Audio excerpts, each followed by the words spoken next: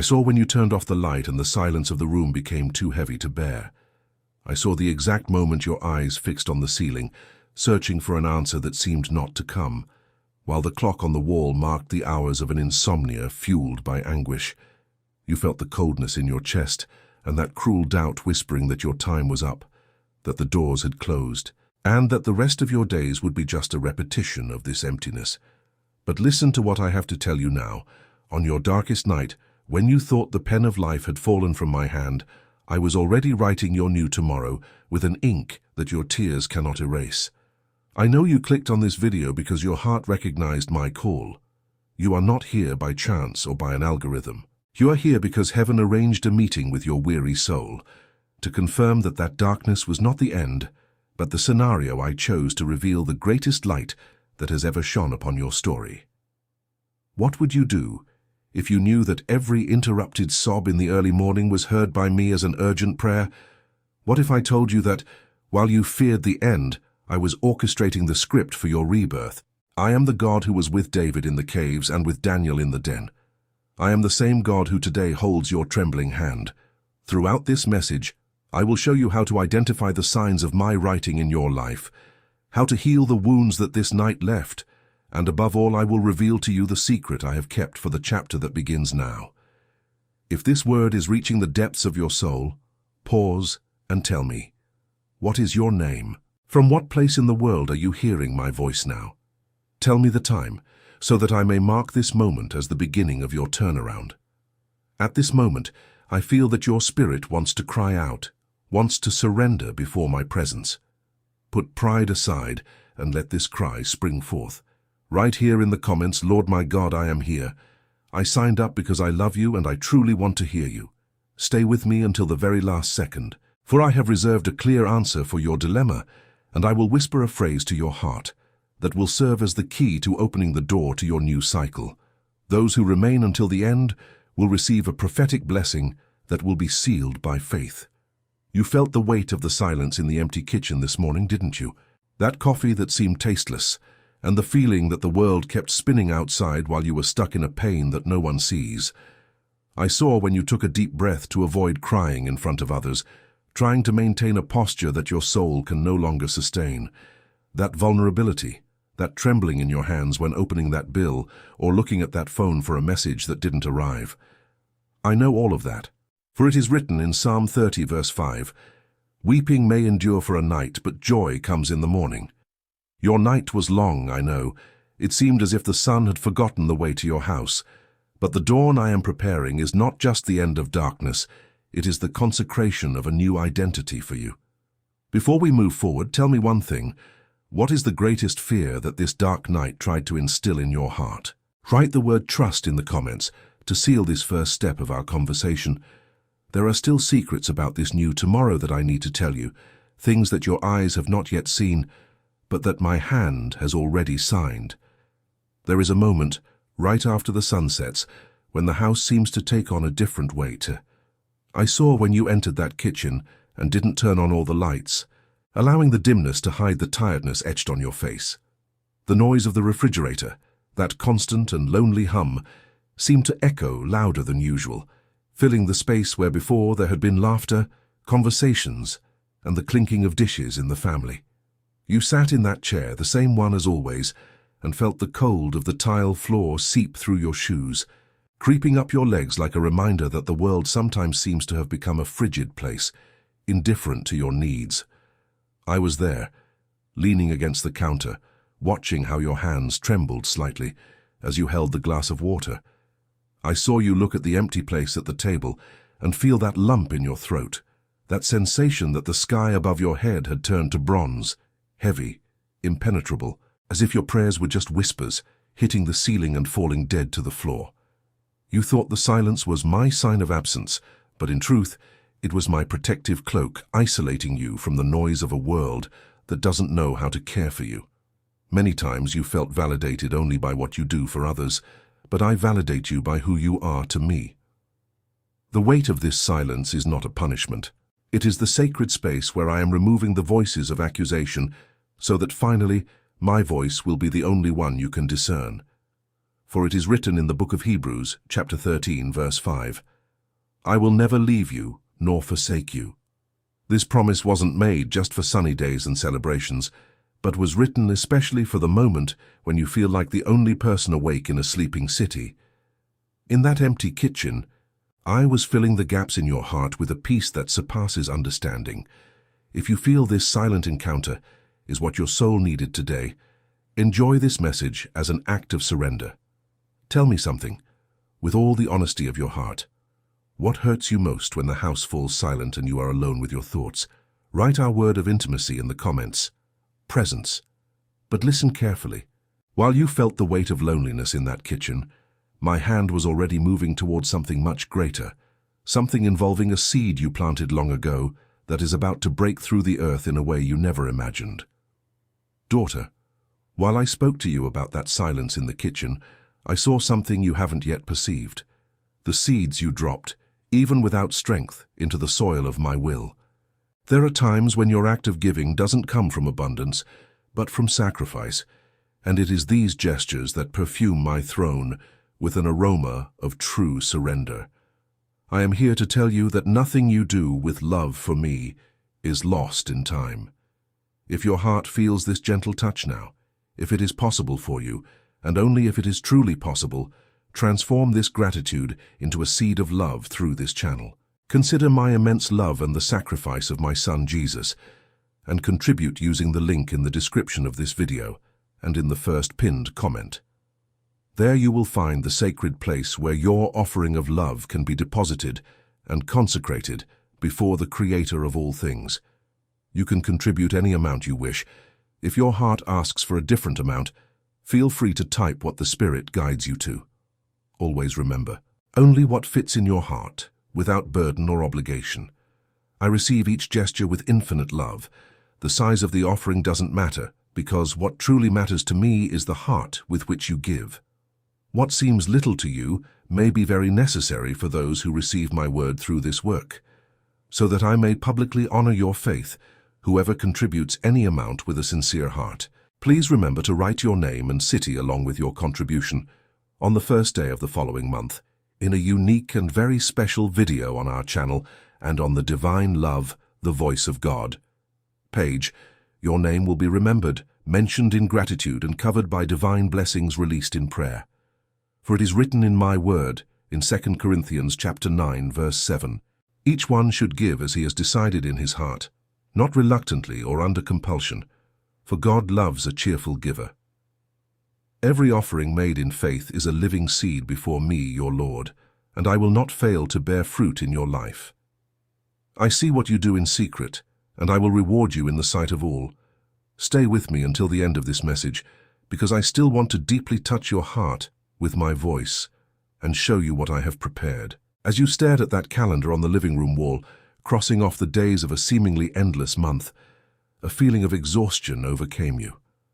I saw you close your eyes and feel the cold tips of your fingers, gripping that old pen, trying to scribble a solution to the problems that had accumulated like heavy clouds.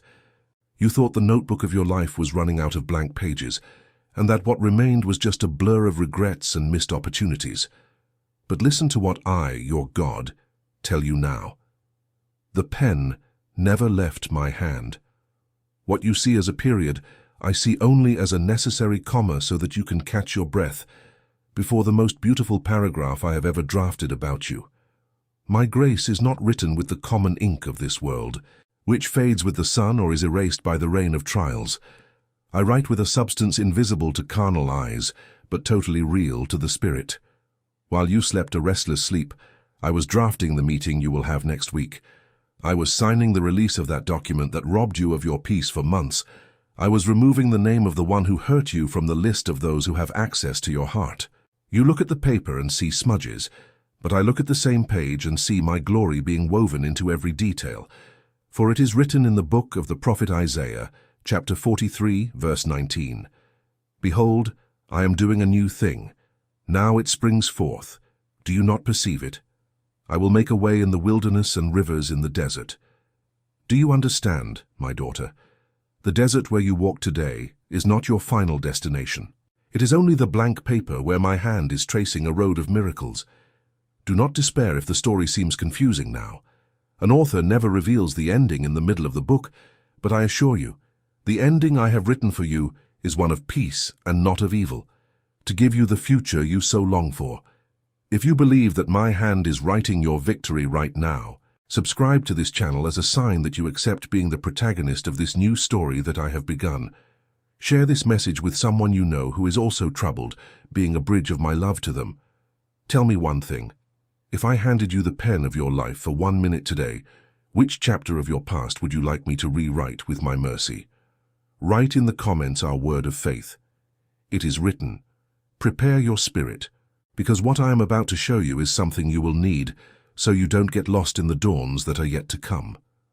Daughter, as I write each new line of your story, I know that the journey between the dark night and the breaking of dawn can seem long and, at times, lonely.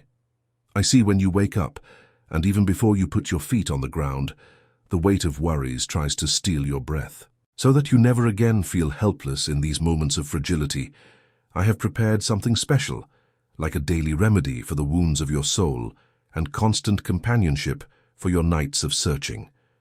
If your heart feels the desire to delve into an even deeper intimacy with me, know that I have left you a gift in the form of a journey, which I wrote with all my love and a father's affection for each of my beloved daughters and sons. The digital book called Divine Love Devotional, The Voice of God. It was designed to be your daily refuge, a meeting place where we will speak in secret and silence. You can find access to this path in the link in the description of this video and also in the first pinned comment. And listen to what I tell you. If today is not the right time for you, do not condemn yourself or feel sad. Just remain here with me, because I will continue to sustain you and speak to your heart through this message. So that your mind may rest and you may have no doubts, understand that as soon as you complete your registration, access will arrive simply and clearly in the email you registered. There you will find all the instructions, explained step by step, so that you can begin this journey of light by my side without any confusion. For it is written, Your word is a lamp to my feet and a light for my path. Psalm 119, verse 15. This devotional is my way of extending my hand to you every day, ensuring that the light of my word dispels any shadow of doubt that the world tries to cast upon your steps. I want you to learn to hear my whisper amidst the chaos, and to rest in the certainty that I am in control of everything. Now take a deep breath, feel my peace invade this room, and remain here with me. For what I will still reveal to you about the torn pages of your past will change the way you see your own worth. I see when you find yourself revisiting that chapter, you wish you had torn from the book of your life. Often, in the silence of a grey afternoon, you look at your own hands and feel the invisible weight of choices that weren't yours, or of words that were thrown at you like stones, leaving marks that still burn when the memory intensifies. You hold on to a pain that resembles an old scar, that insists on throbbing when the weather cools. It's that moment when you stumble upon a forgotten photograph or an object tucked away at the bottom of a drawer and feel a sudden tightness in your chest, as if the past were an executioner preventing you from walking lightly toward what I have planned for your days. But listen to what I, your Father, tell you now. I am the Lord who mends each torn piece of your soul with my infinite mercy.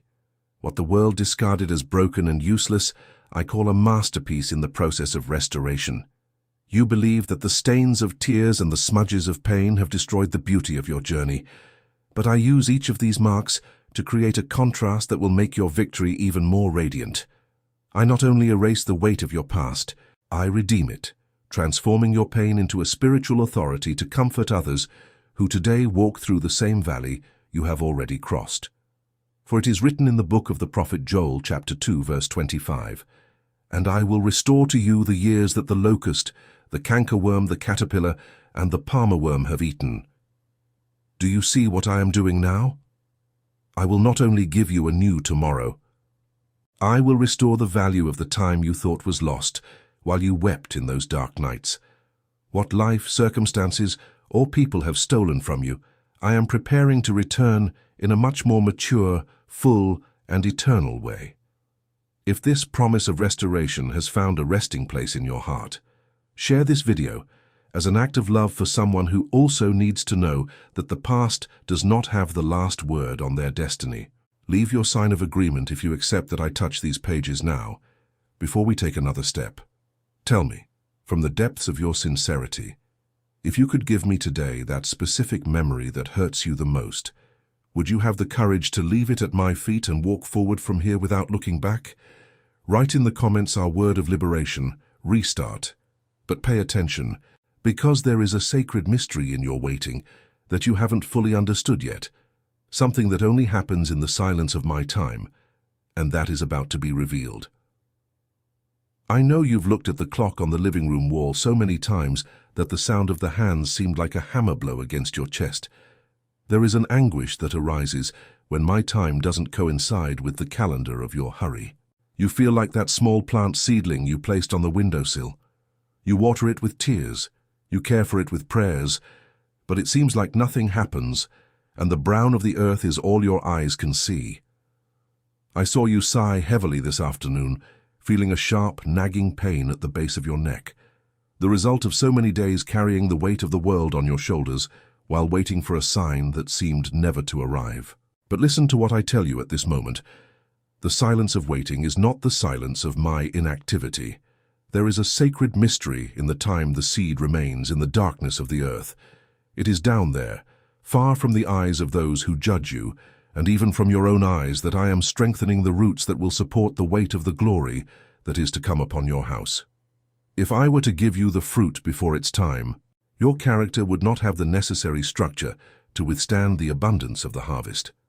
The patience you are learning now, in this desert of immediate answers, is the metal being forged in the fire to become an impenetrable armor for the coming years of your life. For it is written in the book of Galatians chapter 6, verse 9, "Let us not become weary in doing good, for at the proper time we will reap a harvest if we do not give up. I have not forgotten the address of your hope, nor have I misplaced the decree of your victory. The time of harvest is determined by Him who knows the exact season in which the fruit is sweet and ready for consumption. If you harvest now, what was meant to be a blessing will taste bitter. That's why I hold back the clock, not to punish you, but to preserve you for the best. If you feel your heart needs renewed strength to wait just a little longer, embrace this message as a renewed pact of trust with me.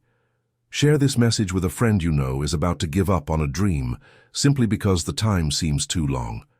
Tell me here, as a whisper from your soul to heaven, if you had absolute certainty that your miracle already has a date set by me, what would you do today to celebrate even before seeing it? Write our word of firmness in the comments, harvest.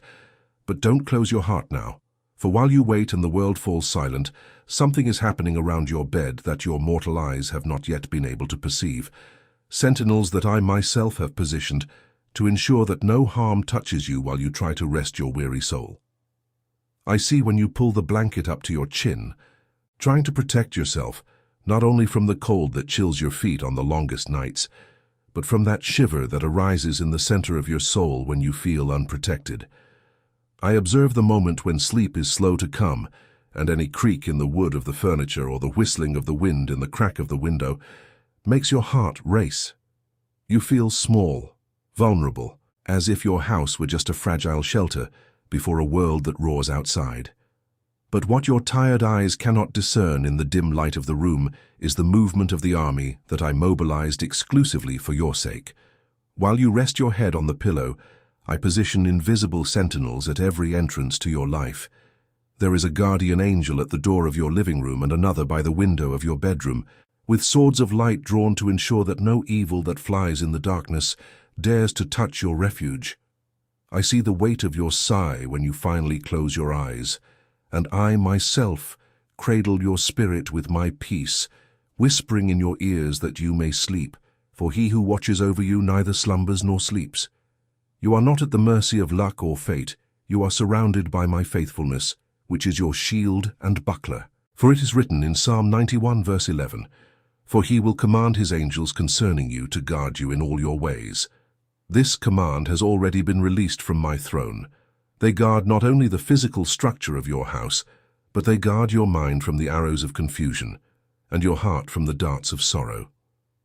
That morning when you woke up startled, and felt an inexplicable relief immediately afterward. It was I who sent one of these messengers to touch your shoulder and say, "Be still, your father is here." If you feel that my protection has been the invisible wall that has kept you standing until today, leave your sign of gratitude by liking this message. I invite you to enroll in this journey of faith, so that my voice may be your first thought upon waking and your last before sleeping. Share this revelation with someone you know who lives in fear, so that this person may also find rest under my wings. Tell me one thing, in the silence of your heart. What is the thought that most steals your sleep in the middle of the night, and that you want my angels to take away now? Write in the comments our word of authority, guard. But listen carefully, because although my angels protect you, there is something only I can do. Place my irrevocable signature on your story, a seal that neither death nor life can erase, and that is what I need to talk to you about now. I saw when you looked at that official paper, at that rejection letter, or at that diagnosis that seemed to have the final word on your destiny. I saw the moment your hand landed on the wooden table, heavy with a weariness that descends from your shoulders, and you felt that you were just another number on a cold list, another name that the system of this world can erase or forget at any moment. You felt the cold sweat on your palms and that tremor that arises in the pit of your stomach when men's voices say, "No, and it's over," or "There's no hope for you anymore." But today, I enter the room where you are, sit beside you, and show you a document that was not written by human hands and that does not depend on earthly stamps to have eternal validity. I am the author of life, and my signature on your story is made with the seal of my own spirit, a mark that time does not fade and that no enemy, however furious, has the power to erase. While the world tries to put a period at the end of your hopes and close the book of your happiness, I come with my authority to transform that period into a comma of continuity. My signature on your tomorrow is the seal of an irrevocable promise. If I have said that you are my daughter, no one can take you from my hand. If I have decreed that the door will open, no man on earth and no force in the universe can keep it closed a second longer than necessary, for it is written in the book of Job, chapter 42, verse 2, "I know that you can do all things, and that no purpose of yours can be thwarted." Understand this, my beloved. When I decide to bless, the curse loses its breath and falls silent. When I sign your liberation, the chains of the past instantly turn to dust. You no longer need to fear what people say or what circumstances suggest on your cell phone screen or in hallway conversations, because the last word does not belong to the bank, the judge, or the doctor. The last word is mine, and I have already written victory.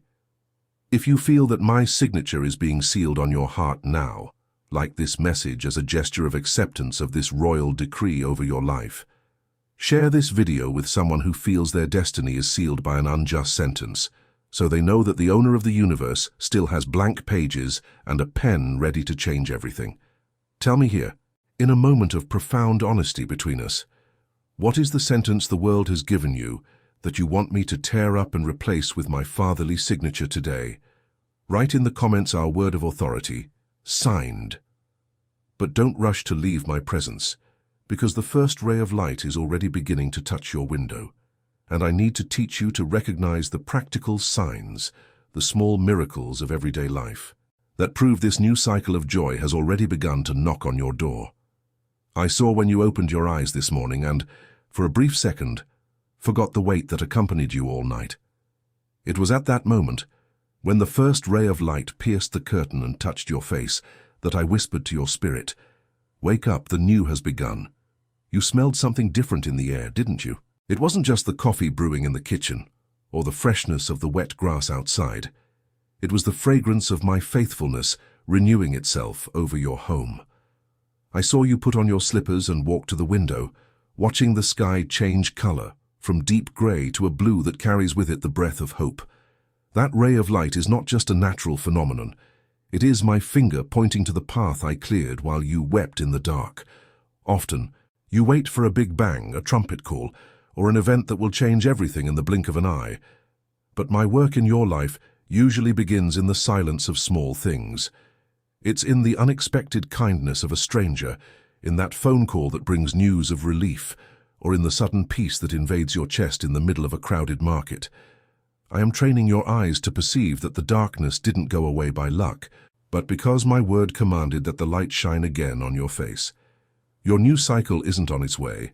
It's already happening in the details that your haste tried to ignore.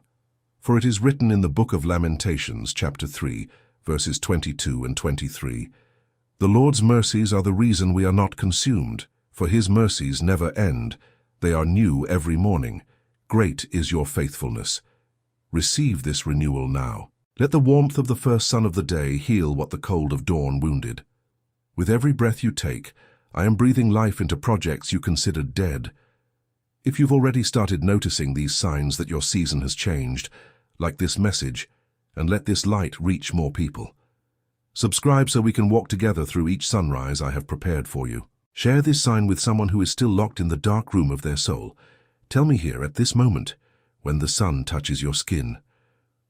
What was the small detail of today that made you feel that I haven't forgotten you? Write in the comments our word of recognition. Sunrise.